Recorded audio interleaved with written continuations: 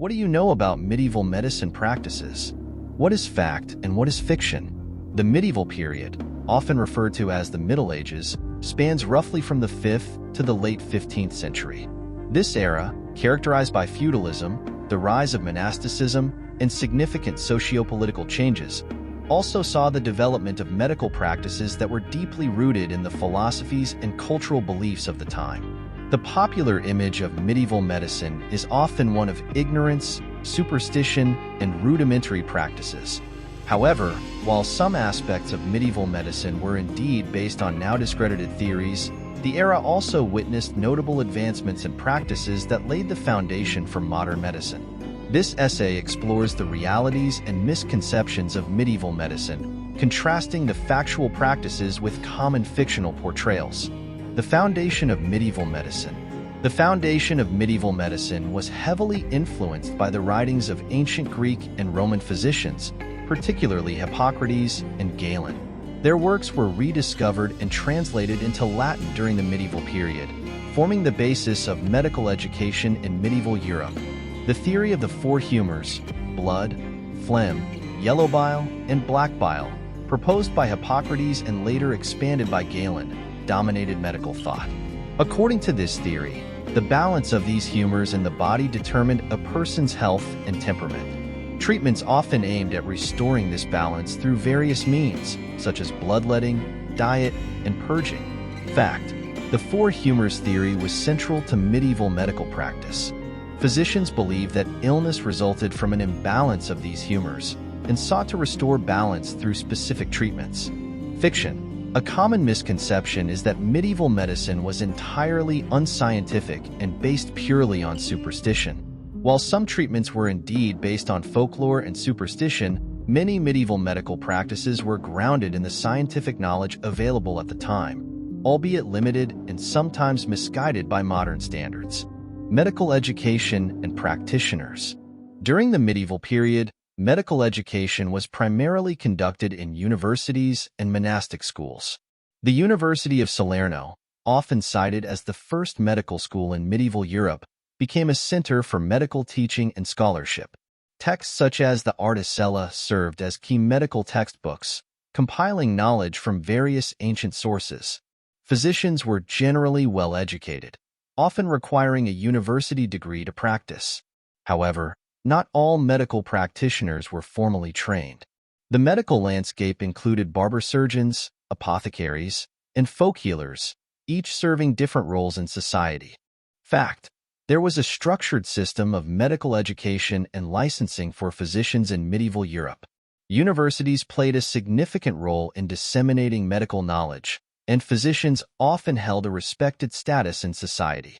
Fiction: the notion that all medieval medical practitioners were ignorant and untrained is misleading. While formal medical education was not accessible to all, many practitioners had considerable knowledge and experience. Furthermore, the practice of medicine was not exclusively dominated by superstitions and unqualified individuals. Common medical practices. Medieval medical practices included a wide range of treatments, from herbal remedies to surgical procedures. One of the most infamous practices was bloodletting, based on the belief that removing excess blood could restore the balance of humors. This practice was performed using lancets or specialized tools called fleams, and sometimes involved the use of leeches. Other common treatments included the use of herbal medicines, dietary regulations, and purgatives. Fact: bloodletting was indeed a common practice in medieval medicine, based on the prevailing humoral theory. Herbal remedies were also widely used, with many plants being recognized for their medicinal properties. Fiction: the idea that medieval medicine relied solely on extreme measures like bloodletting and lacked any effective treatments is inaccurate. While some methods were harmful, others, particularly herbal remedies, could be beneficial. Medieval medicine also included a significant amount of practical knowledge, particularly in areas like cuts, lacerations, and the treatment of fractures. Surgery and anatomical knowledge.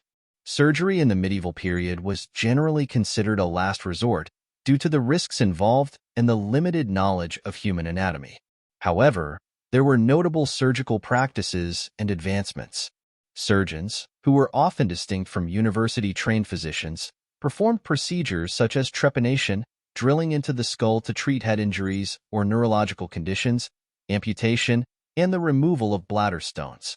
Despite the lack of anesthetics, medieval surgeons developed techniques to manage pain and prevent infection, such as using cautery or applying herbal concoctions. Anatomical knowledge in the Middle Ages was limited and primarily based on the works of ancient authors like Galen. Dissections were rare and often restricted to animals, as human dissection was controversial and, at times, prohibited by religious authorities. This limited direct observation of human anatomy led to a reliance on outdated and sometimes inaccurate anatomical texts. Fact: medieval surgeons performed a range of surgical procedures and had practical knowledge in treating wounds and fractures. They also developed tools and techniques for surgery, although these were often rudimentary compared to modern standards. Fiction: the belief that medieval medicine was entirely devoid of anatomical knowledge is incorrect. While there were significant limitations, medieval practitioners did possess some understanding of anatomy, particularly through practical experience and the study of classical texts. Plagues and public health. The medieval period was marked by several devastating plagues, most notably the Black Death in the 14th century. This pandemic, caused by the bacterium Yersinia pestis, led to widespread mortality and had profound social and economic impacts. Medieval responses to the plague included quarantine measures, the isolation of the sick, and the use of protective clothing by doctors, such as the iconic plague doctor masks filled with aromatic substances. Public health measures in the medieval period were rudimentary but not entirely absent. For instance, some cities implemented sanitation regulations, such as the disposal of waste and the maintenance of clean water supplies. Monastic communities also played a role in public health, with some monasteries operating hospitals that provided care for the sick and poor. Fact: the Black Death prompted various public health responses, including quarantine and the use of protective clothing. There was also an awareness of the importance of cleanliness and sanitation in preventing disease spread. Fiction: it is a misconception that medieval society had no understanding of public health measures. While limited by the scientific knowledge of the time, medieval people did practice forms of disease prevention and control, such as isolating the sick and maintaining clean living environments. Magic, religion, and medicine. The relationship between magic, religion, and medicine in the medieval period was complex. While modern perceptions often associate medieval medicine with superstition, in reality, there was a nuanced interplay between religious beliefs, magical practices, and empirical treatments. Many medieval medical practitioners, including university-trained physicians, incorporated religious and magical elements into their practice. This included the use of charms, amulets, and prayers, often alongside more conventional treatments. The church played a significant role in the development and regulation of medicine. Monasteries were centers of medical knowledge, with monks copying and preserving medical texts. The church also ran hospitals and cared for the sick, viewing this as a charitable duty. However, the church's stance on certain medical practices, such as dissection, could be restrictive, limiting the advancement of anatomical knowledge. Fact: religion and magic were integral to medieval medicine, with many practitioners incorporating these elements into their treatments. The church played a dual role in supporting and regulating medical practices. Fiction: the portrayal of medieval medicine as solely reliant on magic and superstition overlooks the empirical and practical aspects of medical practice. While mystical elements were present, they often coexisted with more scientific approaches to treatment and care. Women in medieval medicine. Women played a significant role in medieval medicine, particularly in the realm of domestic health care and midwifery. Female healers, often referred to as wise women or herb women, provided medical care within their communities, using herbal remedies and traditional knowledge. Women also served as midwives, responsible for assisting in childbirth and providing postpartum care. In some regions, women could practice as professional medical practitioners, although they often faced legal and societal restrictions. The role of women in medicine varied across Europe and was influenced by local customs, laws, and religious attitudes.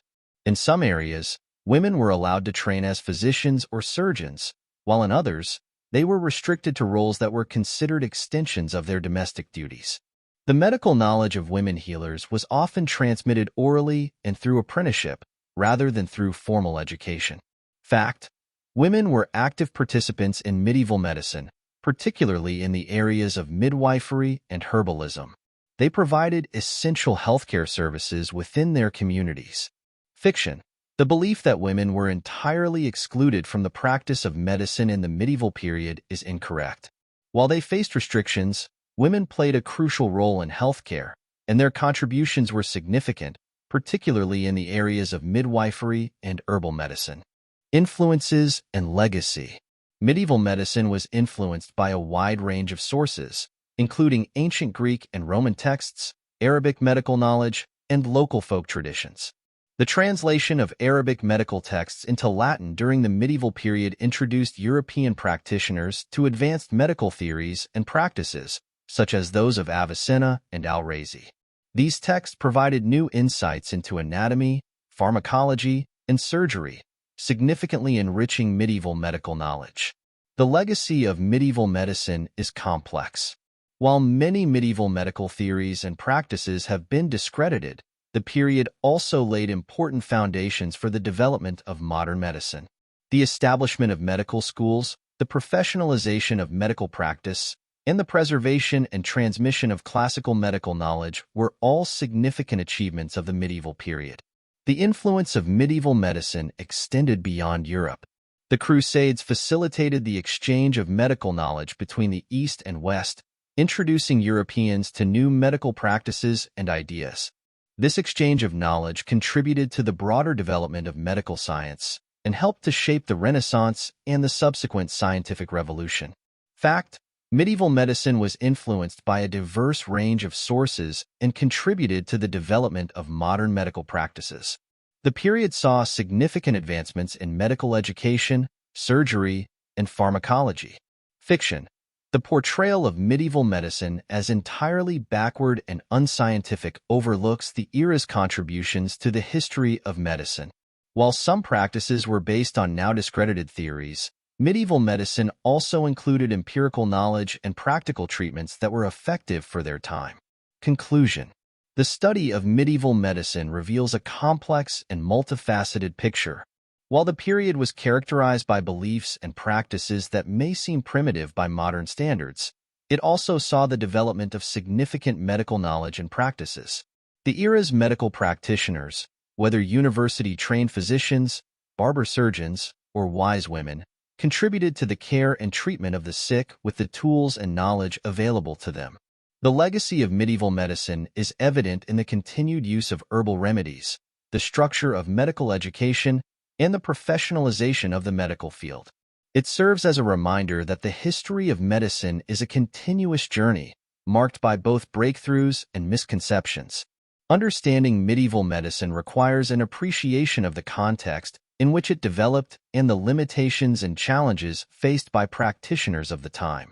In dispelling the myths and misconceptions surrounding medieval medicine, we gain a deeper understanding of the era's contributions to the broader history of medicine. The study of medieval medicine is not just about identifying the errors and superstitions of the past, but also about recognizing the era's efforts to heal and care for the sick. It is a testament to the enduring human quest for knowledge and the improvement of health and well-being. Thanks for listening. Like, comment, and subscribe to Medieval Chronicles 1066 for more journeys to the past. Stay curious.